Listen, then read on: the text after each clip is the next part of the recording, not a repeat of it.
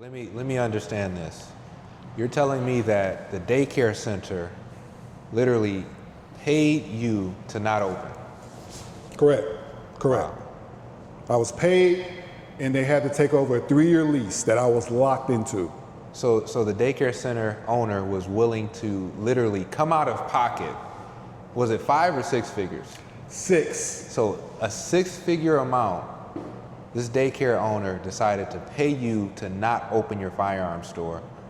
That is, I've never heard of that before. For them to be willing to take that approach to stop someone from opening up their doors of a legitimate legal business that was already approved by the city, by the federal side, but yet because you're opening within proximity of their business, they paid you to not open. Wow. I'm Randy Wembley in Southfield, where some parents are up in arms over a gun shop opening up next door to a daycare center. I was in disbelief when I first saw it. Very clearly, guns and children do not mix. Michael Brewer is livid. A gun shop is set to open next door to the IXL Learning Center and Baby Genius at 12 Mile near Greenfield in Southfield. He has a child at IXL and is concerned for the safety of children there.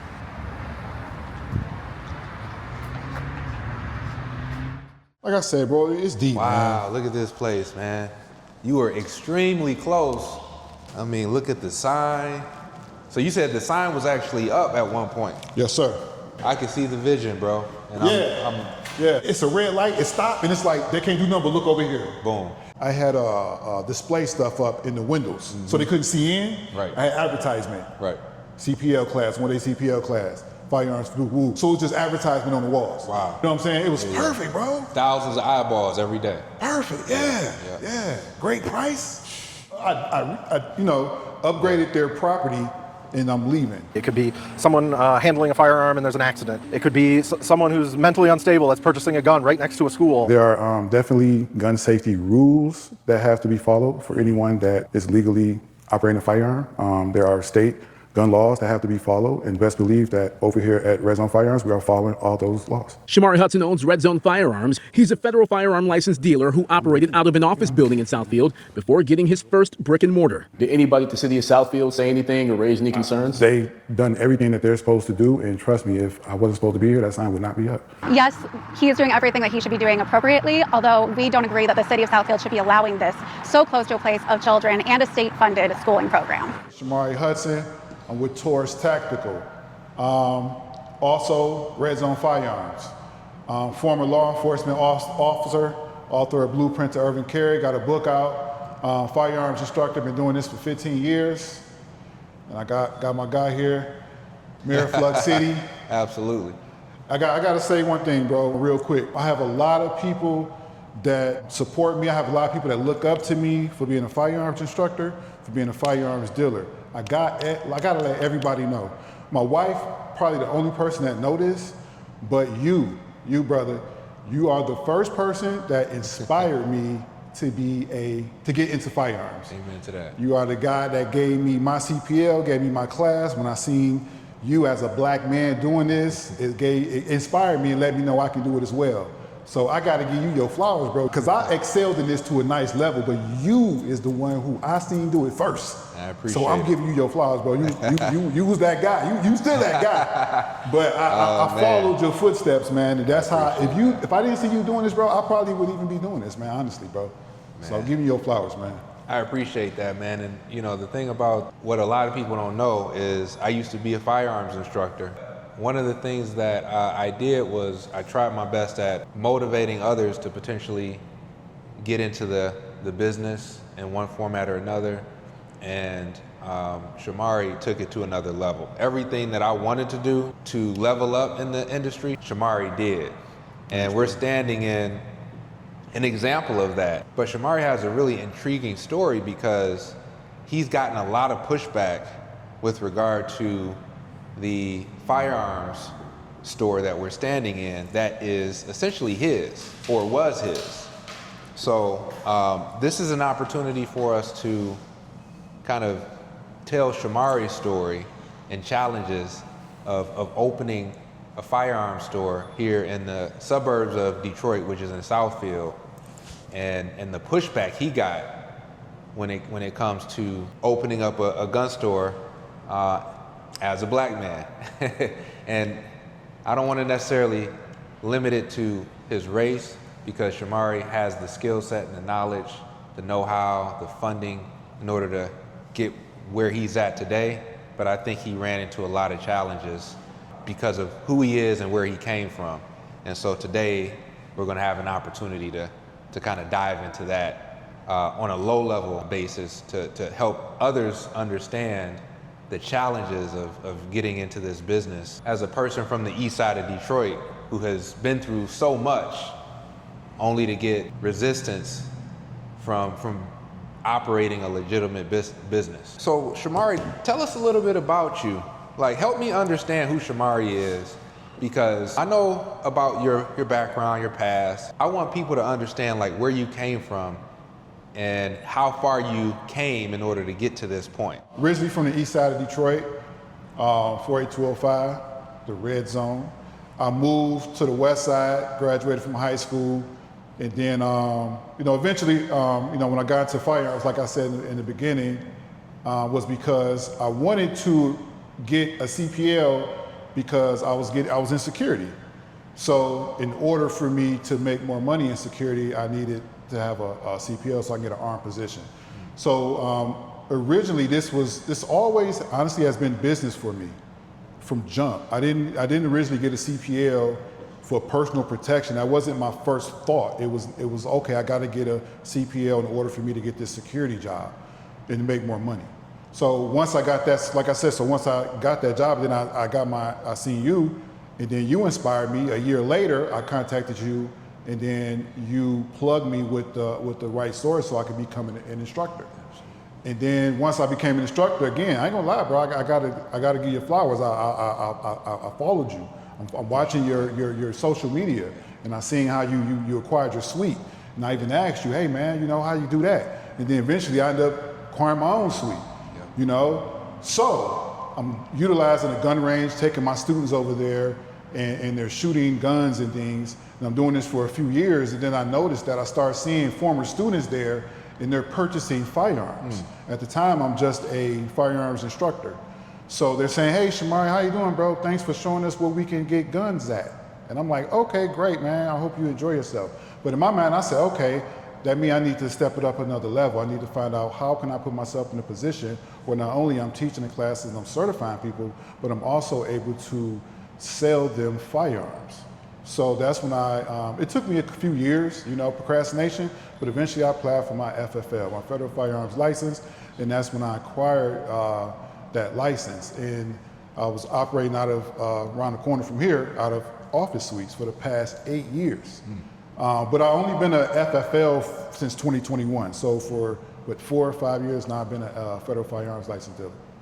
So that's pretty much how I got into this. Talk to me about your thoughts about the Second Amendment and the ability for people to be able to protect ourselves via a CPL. It's very important for people to be knowledgeable, educated on firearms, and knowing that they have the right to arm themselves as long as they, pass proper background checks, and their criminal record is, non-existent, or they took care of it, or whatever the case may be. In our community, we have a lot of people who don't have the knowledge of firearms. For hundreds of years, it was not legal for us to even own guns, let alone be educated on firearms. And I see that. I see that when I'm educating and training my people. Most of them have no idea of the parts of the gun. They just, they get a lot of this information from hip hop, rap music. That's how I learned mine. I ain't gonna lie. That's how I learned firearms originally, was from rappers like Spice One. I'm listening to Tupac. I'm listening, talk about nines and that. So that's how I originally got, into learning about names of guns. But for some, it stops there. For me, I furthered my education on firearms when I got into security as well as into law enforcement. So it's very important for our people to be educated on firearms and their rights to carry a gun. I've had people who would have legal firearm. They may have it registered to them, but they don't have a CPL, Right. and then they'll still shove it in their pants. They'll still ride around in the car with it. Yeah. And I'll say, why don't you just get your CPL license? They'll say, oh, I never thought about that. I mean, I think for a lot of them, man, it's just been passed through the generations. They fathers, their grandfathers, they might have had a gun in the house, wasn't registered. So they kind of grew up with a tradition of just not doing things the right way. You know what I'm saying? A lot of times. So that's why I'm here. I'll provide a resource. I'm here to teach the people and educate them on doing things the right way when it comes to firearms. So you got into the CPL business. You eventually got into selling firearms, which seems to be a quite complex business to be in. And so you started selling back in 2021. I see online that you have a plethora of different firearms that you've been able to acquire and in turn sell to your customer base. But talk to us a little bit about, I guess, the challenges of getting that FFL. The FFL itself, I can only speak for myself. The FFL process wasn't as bad for me because I was already in the lane of firearms. I had a location that I could use as a storefront. Majority of FFLs, most people don't know this, are home-based. So my initial, when I first wanted to be an FFL, I called Wayne County and tried to get it at my home. I'm so glad they didn't approve that. I couldn't imagine people coming to my home trying to purchase a firearm. Yeah. But so most FFLs operate out of their home. So once I went through that and found out that wasn't going to work, I had already been doing the classes and acquired the space in Southfield. So I said, let me try this office suite I got here. And the process actually went pretty smooth for me, man. And the thing is, with my life, I kind of noticed God has blessed me in when I'm passionate about something and I go at it and go for it. Up until this point, when I got into this situation, stuff kind of flows kind of smooth for me, man. I don't really have a hard time going through a lot of red tape when I'm trying to proceed in things, man. And I give my glory to God for that. Amen. You know, so it wasn't that hard of a process for me, man, because I had a lot of things already in place. So when it comes to you training your CPL students, what's the process regarding that? Do you typically take them to a local range? Yeah, so another reason why I chose this location, because my prior location, again, is right around the corner from here. It's walking distance from here, as well as the gun range that I've been utilizing for the past 8 years is 5 minutes from here as well in a car.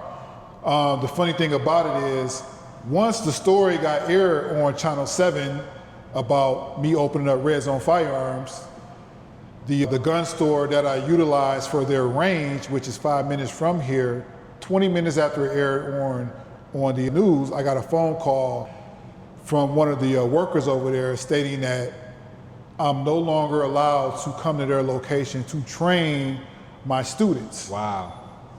And, Yeah. I think a lot of people don't understand this industry of being a CPL instructor.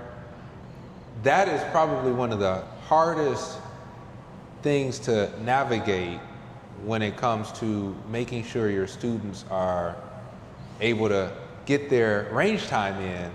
It's to get them to a range that allows for you as an instructor to come in with your students to begin with, because they typically have their own classes, and in a lot of scenarios they look at you as competition.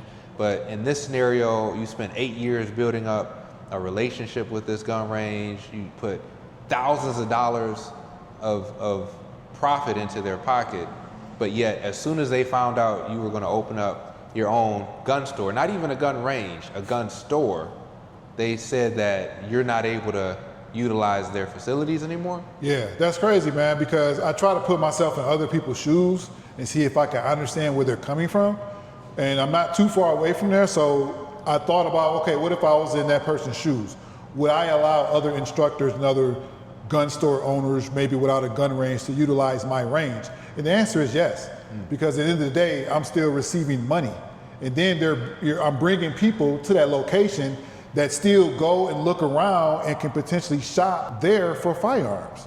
That location had way more inventory than me, so I'm taking a risk by taking students over there anyway because they had the option to just do business with them.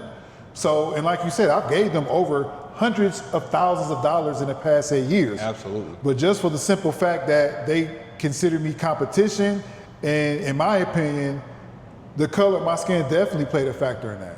So it was like, okay, you don't come here no more. So that's why it is still important for me to continue to look for another location next year and to ultimately find a gun range, because we do need a African-American gun range in Michigan. We need multiple ones. We need them on all sides of the town, just like every other culture has, because we need to educate and train our own people. So now that we kind of progressed from you getting into the CPL business as an instructor and eventually getting your FFL, you got to a point where you say, hey, now I want my own storefront, right? You're taking it to another level when it comes to the services you provide, getting a bigger space, a really good location where you're getting thousands of eyeballs a day. And kind of talk to me about kind of like that level up and that expansion of Red Zone Firearms. In business, you have to come to a point where you have to decide if you're going to scale your business. You have to scale your business. Eventually, if you don't scale your business, I'm a firm believer in, if you're not going up, you're going down. There's no standing in place. There's no standing in still. Everything is moving. So I'm constantly trying to progress and take my business to the next level because I'm in fear of it, falling off, man, basically. So, I felt like I maximized my potential at the time, and I'm gonna say at the time, I felt like I maximized my potential at my current location at the office suites, and I knew that it was time for me to scale the business. So for over, I want to say a year and a half, man, I've actually been looking for a location to open up a gun store. Now, with that being said, first and foremost, I'm a firearms instructor before I'm a firearms dealer. I love teaching students. So my ultimate goal was to have a gun range. So initially, when I started looking, I tried to acquire a previous owned gun store with a range that was shut down. I didn't acquire that location. The numbers wasn't right. We couldn't agree. So that was the ultimate goal, was to purchase my own building with a range inside of it. So therefore, I can not only teach classes, I can also train, educate, and sell firearms. That didn't happen. So I said, okay, if I'm not going to be able to acquire the building with the indoor range, and I'm probably didn't have enough funds to build a building with an indoor range, now I'll have to settle for leasing out some space where I can open up a gun store without the range and just do the classes. So that's when I started looking around.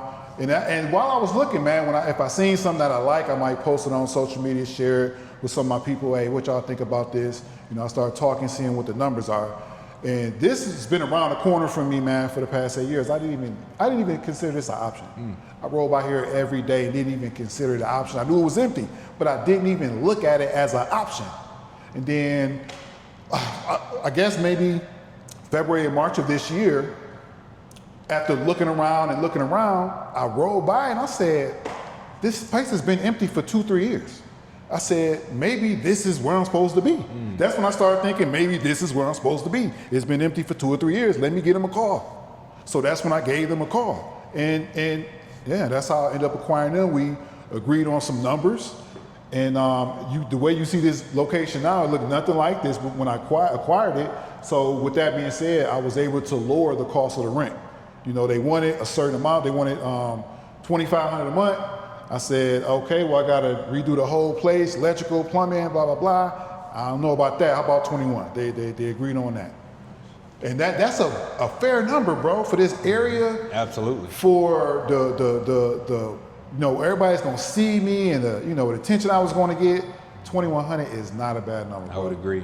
Now that you found your location, right? Perfect spot. You jump right into it head first. You go through the process of transferring over your FFL to this location, you start your rehab of this site. Talk to us about any type of feedback you received from maybe the city, the community, as they kind of found out that this was going to be a firearms store. So the thing is, before this sign went up, I acquired this location in April, the middle of April. The beginning of May was the beginning of the lease. This sign wasn't thought of, it wasn't made. I acquired the building. My first steps was to build it up, make it look like a presentable gun store. So that's what everything was doing. So I had my contractors over here. Then after they got it looking presentable, I had to contact Southfield, where electrical had to come through, plumbing, all of those guys, fire department, everyone. They came through here multiple times. Failed this, you passed this. You know how that process goes, bro. And I'm gonna grab this right here, man, because I'm still excited about this, even though it's my certificate of occupancy. Wow. Because I wanted to, it took me so long to get that certificate of occupancy. So this process was going on for about 3 to 4 months before the sign went up. No one knew that this was going to be a gun store except for me, the city of Southfield, and I want to give a shout out to, on this side here, the neighbors. It's a beauty salon, and it's a woman who owned that, and I spoke with her. I went over there and we spoke, and she said, congratulations, we're going to support you. And man, I knew it's a black-owned beauty salon next door. A lot of my clientele are women. Yeah. So I knew, like, man, I'm about to pop. I got a black beauty salon next door. I'm about to pop. Mm-hmm. So it was all good. The city of Southfield, everybody was on board. I was speaking to some people down there that said, once you open up, we're going to come over there and support you. Now, these were people that were working for Southfield. So I thought everything was great, man. I thought everything was good. And then one day, when I got the certificate of occupancy, the sign went up. The sign went up. Once that sign went up, it went up on a Friday. Monday morning, me and my wife went to dinner. We went to breakfast. As soon as we left breakfast, I get a phone call from Channel 7, Mr. Randy Wimbledon. Hey, how's it going, sir? I hear you're opening up Zone Firearms next to a daycare center. And I'm like, huh? He like, yeah, we got some calls from parents, man, and they're really at an outrage that your gun store is opened up next to a daycare center. That was the first time I heard about this, and my heart kind of dropped. And then he like, can I meet with you today? I'm like, of course. So I went home, cleaned up a little bit, and then minutes after getting off the phone with him, I got a phone call from a parent who's asking me, why am I opening up a gun store next to a daycare center? So instantly, bro, I just started getting a mirage of energy that was unexpected, and it wasn't a pleasant energy that was coming my way. I know they say, well, all publicity is good publicity. I get it. Originally, I'm like, okay, cool. I'm about to be on the news. This is really going in my favor. Thank you, God. But it came with a cost. And I didn't like the feeling that cost I had to pay for that, bro. I didn't like it. The city knew you were opening where you were opening at, but yet they still kind of gave you the thumbs up. Certificate of occupancy, the FFL was approved to be moved to this location from your previous location. You technically have the ability to open up a gun store here, even though you have the pushback from the community. Yes. So yes. How do you proceed at that point? You have all of the approvals, you have all of the thumbs up, but then all of a sudden, the community is coming out and they're saying that they potentially don't want to support you, they don't want you opening up. What's your next steps at that point? So I worked so hard, bro. I worked so hard to get to this point. That's all I'm thinking about. Okay, so the past 13 years, I've been a police authority officer with Henry Ford Health System. So not only I've been teaching CPL classes, selling firearms from afternoons until midnight, I'm doing something totally different. I'm fighting crime, I'm helping communities, I'm at the hospital dealing with patients, I'm doing something else. So once I signed this lease, I quit. I put in my 2-week notice. So it was this or nothing. It was this or nothing, bro. And I want to tell anyone who want to be an aspiring entrepreneur this. Do not step out into this until you have, in my opinion, at least a year worth of savings that you can live off of and take care of yourself and pay your bills and live normal if you plan on stepping into being an entrepreneur. Absolutely. If you don't got no money saved, I got 2 months, I don't do it 6 months. In my opinion, that ain't enough. You know, so especially if you're going to be coming out of money into another business. Yeah. So I put it all on the line, bro. So it really hurt when I started getting that backlash from the community about the opening of my store that didn't even open yet. And yes, I could legally open it, but the fact that it involved children was the reason that made me hesitant and just take a pause and think about my next move. When that happened though, I was waiting on inventory. So I had just spent maybe about a lot of money on inventory. So I was gonna fill all these up with guns. So that's the only reason the store wasn't open at that time, because I was waiting on inventory. Otherwise, the store we'd already probably had an opening day. Once I got those calls in, I sent you, bro. I started getting text messages. I started getting harassed on social media. They were tearing down my Taurus tactical company that I worked so hard for. Zone Firearms is just a DBA. That's just a doing business as. I just literally created that for here. But they were putting down my business that I worked so hard for the past 8 years, giving it 1 stars, and they were saying, oh, when you open your doors, we're going to protest. We're going to be there protesting your store. That hurt me, bro. And then the 3-hour-long court appearance that happened over at Southfield. So 3 hours long, it's a room full of people, 100 or more people that got to speak for 3 minutes each. All of those people sat there and waited on their turn to speak. So that let me know how determined they was for me not to operate out this location. And I gotta say it, those people, 90% of those people did not look like me. 90% of those people did not have this color on their skin. It was me, my wife, and my children, bro. So it was a lot of pressure. The city of Southfield provided a statement saying the retail sale of firearms and accessories by the Red Zone Firearms gun store is a permitted use in the B3 General Business District zoning classification. The city of Southfield will continue to investigate state and federal laws and regulations regarding the issues raised by community concerns in this matter and is evaluating available options. In the meantime, some parents plan on expressing their concerns at the next Planning Commission and City Council meetings. Right, now we're up to our communications portion of our meeting. There are a number of speakers, many of which are on the same topic. When the City Council learned about this, the business that is opening, we immediately spoke with our planning director and our city attorney, and we asked them for some additional information, additional research. The retail sales of firearms and accessories by the Red Zone Firearms gun store is a permitted use in the B3 General Business District zoning classification. The City of Southfield will continue to investigate state and federal laws and regulations regarding the issues raised by community concerns in this matter and is evaluating available options. Notification was not required because this use did not need rezoning, special land use, or even site plan review because it was a permitted use. Therefore, the Planning Commission and City Council were not required to approve the use.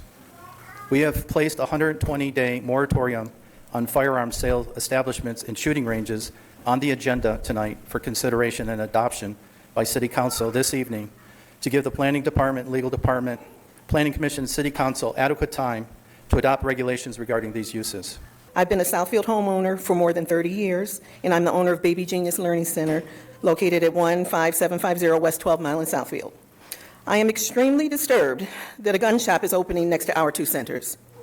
I had no idea that this was in the works until it came to my attention when the gun shop signage went up last week. I am a former educator. I've spent many years as a public school teacher. I hold a bachelor's degree in education and a master's degree in special education. As a child care provider, I'm committed to providing the best experiences possible, not only for the children that I love and care for, but for all of the children in our community. Children's early experiences from birth to 5 direct their lives as their brains grow and develop. We owe it to the children to provide positive experiences and make positive impressions during these formative years. Our children deserve better than to see a gun shop right next to their school. I don't object to a legally operated gun shop. My objection is to its location next to schools. As adults, we have a moral obligation to do our best for kids who rely on us to speak for them when they do not yet have the ability to do so on their own. I stand here on behalf of our children with the full support of my parents and my staff. This gun shop needs to be relocated. Its opening at this location needs to be stopped, and we need your help to make this happen. You are my elected officials. You have power to make change.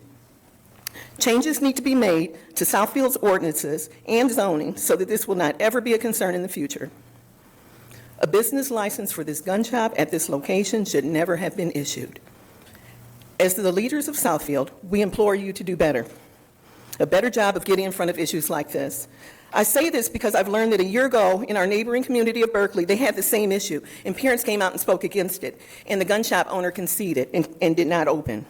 When this became an issue right next door in Berkeley, it was an opportunity for Southfield to review its own ordinances and zoning so that the issue that was created there could not be created here next to our schools. Moving forward, Southfield needs to do a better job at paying attention to the municipalities around us and their issues before they become our issues. My 2.5-year-old daughter Delaney attends IXL on 12 Mile Road. I'm here to oppose Red Zone Firearms opening a store in the same complex, less than 100 feet away from the IXL and Little Genius daycare centers, and sharing a parking lot. I understand the reason this was approved due to the current zoning rules and laws. I also understand that there are discussions to modify those zoning laws so a firearms store cannot open near a daycare in the future. However, the current rules have already permitted this undeniable oversight. It's clear that the city understands the safety issues here and takes them seriously, as evidenced by comments at the conclusion of last week's meeting and before this discussion tonight. However, the actions discussed so far are not enough. The families at IXL and Little Geniuses don't deserve to just be the catalyst for this change. Our children's safety must be considered as well. That's why I'm also here to urge the city of Southfield to support the owner of Red Zone Firearms in his relocation efforts so he can successfully run his business in an appropriate location. I don't fault the owner of Red Zone for trying to run a business that he believes in. I do, however, fault the oversight that rests on his shoulders and the city's for allowing the situation to occur. Any time during this approval process, this should have been contested. It should have made someone stop and scratch their head, considering the potentially harmful situation and the backlash that it's now caused that we're all seeing right now. While legally compliant, any moral person can see the reasons that this is so wrong. I do believe, the risk of guns, I do believe the owner of Red Zone intends to follow all rules and regulations related to gun laws and sales. He has too much to lose if he doesn't. However, there are simply too many factors that are out of his control. There are people everywhere who pass background checks and are able to purchase weapons who shouldn't be able to, who have shown no warning signs of mental illness or troubled pasts, and they may go on to cause gun violence. I don't need to go into detail of the countless instances in this last week of gun violence, the last 24 hours. The risk of gun violence is everywhere, but a firearms shop within 100 feet of 2 daycare centers brings that risk to the presence of the most vulnerable, basically defenseless group: infants, toddlers, and preschoolers. If Red Zone Firearms opens at its current location, you are allowing the potential of pure, absolute devastation.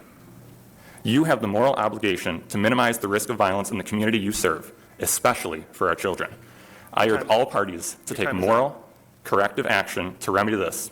The families of IXL and Little Geniuses deserve the peace to know their children are safe at school. I'm almost done, I apologize. Knowing that guns being purchased and carried to the parking lot just outside the doors of their classrooms within sight of their playground, I have 10 seconds. Your time is up. IXL doesn't deserve to be the daycare next to the gun shop. Thank you. At that time, I kind of shut down. I pulled my wife close to me because I didn't have no one. I felt alone. I put my wife very close to me, and instantly within a day or two, I seen the energy go on her. And she got emotional and started crying, and then I had to push her away from me. Okay, babe, go do your thing. I'm gonna stay over here and deal with this on my own. So it was a lot of pressure, bro. I didn't open the store at that time. I was waiting on inventory, and I just had to figure out my next move. I had to figure out what was best for me and the family, because it was stress. Even at that point where you were going through the challenges of hearing hundreds of community members not wanting you to open and showing up to city council meetings and saying negative things about you and actually going at your business and your brand that you've built and you spent your 8+ years building, you still were considering opening this store, right? When that happened, and knowing that the people that really did not want me there did not look like me, it made me understand and realize I had to really watch how I move. I had to really watch everything that I do, everything that I say, where I go, how I move, and everything, because people were watching me. That's how I felt. Shout out to Southfield City Council.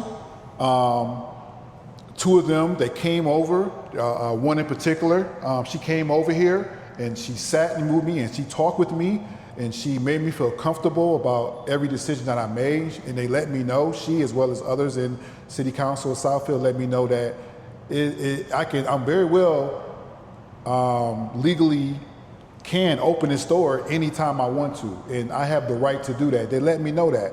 They were on my side. But at the same time, in the same sentence, they were also saying, because they wasn't aware that my store was open. It didn't go to city council. It went through zoning, and that's it, and building inspection. So they were saying that if they knew that this store was going to open, it's a possibility they may not have let it fly. So even though with that being said, you can open, but we kind of frowned on it a little bit. This is election season. So there was a woman running for mayor of Southfield that posted this on her Facebook page as soon as it took fire. They're putting a gun store next to a daycare center. She posted that on her Facebook page, and she got a lot of attraction and feedback from that.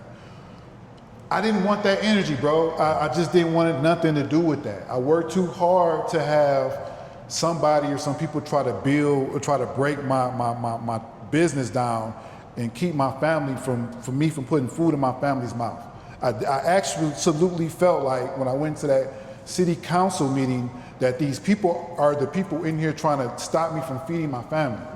You know what I'm saying? So with that being said, I wasn't going to go and try to communicate with anybody at the daycare center because I'm a black man and I'm an arms dealer. I carry a firearm. I was going to humble myself and stay right here in this room. If anybody want to come talk to me, come on over here. I have cameras in here and you can come on and we can communicate. So that's what happened. The owner of the daycare center came over here with the with the influence of city council that we speak. Hey, maybe you two can speak and come up with something. So when she came over here, in my mind was thinking, okay, great, we're gonna have this dialogue, and with this dialogue, we're gonna come up with a way where we can coexist together. That was my plan. We're gonna coexist together. After speaking with her for 30 minutes, and I gotta say, man, she's a very humble, pleasant person, Christian, God-fearing woman, and I do have a lot of respect for her. After speaking with her for 30 minutes, she was blunt. She said, I don't want you to open your store. Wow. I don't want you to open this store. Right to your face. Right to my face. After having a good conversation with her, she said, I don't want your store to open. Wow. I said, whoa. I said, whoa, bro. I ain't gonna lie, man. I was in this room on the floor. I was sitting down with my butt on the floor because I was literally stressed. Wow. I was literally drained. I had came out about $30,000 to $40,000 on the build up, on acquiring this location. I just quit my job of 13 years. I have no health care insurance now. So literally, bro, I was going through the most. So when she told me she didn't want my store to open, I'm like, ma'am, I don't know what to tell you. At the end of the day, I gotta feed my family, so the store is gonna open. I'm waiting on inventory. Yeah. That's what I told her. So she gave me a speech. She gave me a speech of how, like an inspirational speech of entrepreneurs and how you're faced with obstacles. And I'm sitting there like, okay, she gave me a speech. I'm like, okay, I'm very humble. So I'm listening to the speech. And I said, ma'am, I'll think about it. You know, I'll think. Because I don't just make decisions. I think about every decision I make. I'm calculated. So I said, okay, I'll think about it. So I went home. I talked to some of my closest people, some people that I admire in business, because anytime you're dealing with situations like this, you can't just reach out to anybody. I can't call. This is not a gossip situation. This is not something where I can post and say, hey, give me an opinion. Because if you're not into business, if you never had no real money, if you never made no real moves in this commercial, in this entrepreneurial industry, you have no idea. And honestly, I don't value that opinion. So I contacted my closest people, man. I want to say they gave me the best information I could receive. And I want to just, say thank those people. Shout out to those. And with that being said, I woke up the next day with a whole new mindset. I had a whole new mindset of, hey, maybe we can come up with something, Okay. So that's when we met at the other location, because it got to the point where I didn't even like being here. Every time I was in here, somebody was knocking at the door talking about, oh, you about to open up this store next to the daycare. So I stopped even coming over here. Wow. So the next day we had scheduled a meeting. And then when we scheduled that meeting, I had my wife with me first, and she had a partner with her as well, the manager next door there. And she gave me a price. And I turned that initial price down. It was a 5-figure price. Like I told you, I came out of 30, 40 grand. So it's a lot I had to take into consideration when considering someone potentially buying me out. I have to take into consideration, my lease. I have a 3-year lease. I had a 3-year lease over here. In those 3 years, I was estimated to make a certain amount of money. Yep. You know what I'm saying? I was going to make some money, a good amount of money, because I made a good amount of money in a smaller space with not this much attention. That's a good point. So I knew I was going to make a lot of money. That had to be taken into consideration. The time put into it, the build up, the money I spent. So at the end of the day, I knew honestly that the real price couldn't be afforded. It couldn't be afforded. So we was going to have to come up with a price, or the store was going to have to open. So end of the day, I settled for a price. Like I said, I put 5 figures in it. 5 figures wasn't going to do it. So I'm just going to leave it at that. 5 figures, if it was that, the store would be open and we'll be having a whole nother discussion. So wait, let me understand this. You're telling me that the daycare center literally paid you to not open? Correct. Wow. I was paid, and they had to take over a 3-year lease that I was locked into. So the daycare center owner was willing to literally come out of pocket. Was it 5 or 6 figures? 6. So a 6-figure amount, this daycare owner decided to pay you to not open your firearms store. That is, I've never heard of that before. For them to be willing to take that approach to stop someone from opening up their doors of a legitimate legal business that was already approved by the city, by the federal side, but yet because you're opening within proximity of their business, they paid you to not open. Wow. Once the sign went up, once the Red Zone Firearms sign went up, from my understanding, parents started to pull their children out of the daycare. So they were losing money. They were losing money instantly. Wow. And I'm not the one to say I don't care about that, bro, because that's not my intention. I didn't move here with the intention on my neighbors losing business. That's not why I'm in business, for others to lose business. So when I was having the conversations with her, now, that's when I found out a little bit more of their backstory. They own that building. She owns that. I'm leasing this. I was leasing here. This is not my building. I don't own it. So it was okay for me to take 6 figures and leave somewhere that wasn't even mine originally anyway. But yes, I plan on making $1 million out of here, bro. And when I set something in my mind, in my heart, that's what it's going to be. So in my mind, I was making $1 million out of here, and I was going to relocate, buy me a building, and then get my own range. So that was my 3-year plan. Here, relocate. It didn't happen. It didn't happen, you know? So it's bittersweet. It's bittersweet. So are there any conditions to them buying you out? Yes. The main condition, I can't operate a gun store anywhere near any of their facilities. Okay. So looking back, right, I mean, you have the hustle to take this business and this brand to the next level, right? You mentioned $1 million probably in profit. So your gross sales would have been higher than that, in my opinion. Definitely. So looking back at that decision of taking the payout to not open, do you think that was the right decision to make? Yes. I do, because I didn't really want to go through what was going to be next if I opened the store and I got people out here protesting. And I think it would have got a little ugly before it got better. You know, I didn't want the news back out here. I didn't want to call and have some of my people out here against them. It could have got ugly. So I didn't want it to get that way. But I was prepared if I had to. If they didn't respect me enough to give me what I deserved, so I would have did it if I had to, but I really didn't want to. I think I made the right decision, but honestly, if I knew that this was going to happen, I wouldn't have done it. I would have found another location, you know. And you know, the crazy part about it is, I know they were concerned about firearms and children, but you actually engage with children with regard to firearm safety. So talk to us a little bit about that. For the past 2 years now, I've been doing a youth gun safety class. So this class that I do, I teach for teenagers that are caught, charged, and convicted of carrying firearms and other numerous crimes. Some of these kids breaking houses, they steal cars.